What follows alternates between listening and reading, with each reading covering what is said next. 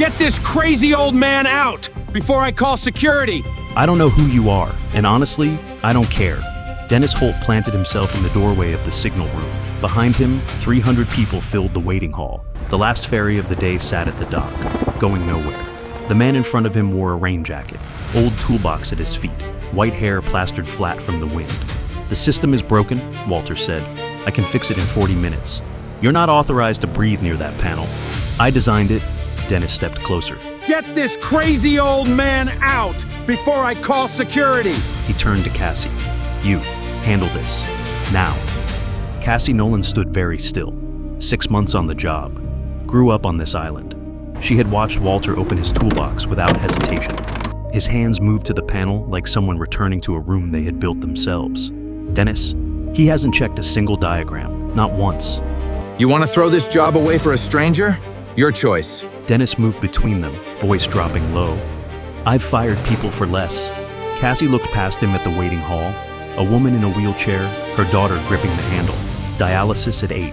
No morning ferry until 6 a.m. She walked past Dennis and opened the door. "Please come in, sir." Walter said nothing. He knelt down and went to work. 38 minutes later, the green signal light blinked on. The ferry captain confirmed over radio. Passengers moved toward the gangway. Nobody in that hall knew what had just happened behind that wall. Neil Farrow did. He had been upstairs finishing a quarterly inspection. He came down one flight, stopped at the bottom of the stairs, and went completely still. The man closing his toolbox had his back turned. Neil recognized the deliberate way he latched it shut. "Walter!" Walter! His voice broke on that single word. He crossed the floor and gripped Walter's hand with both of his.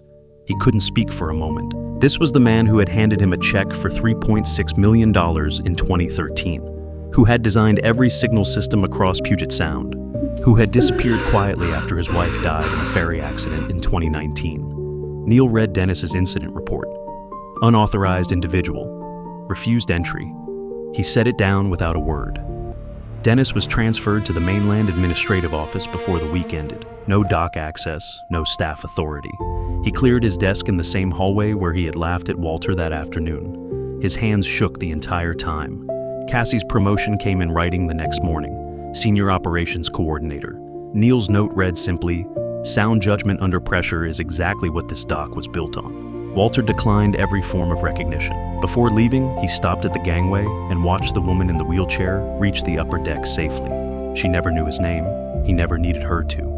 If you believe real authority doesn't announce itself at the door, drop a heart.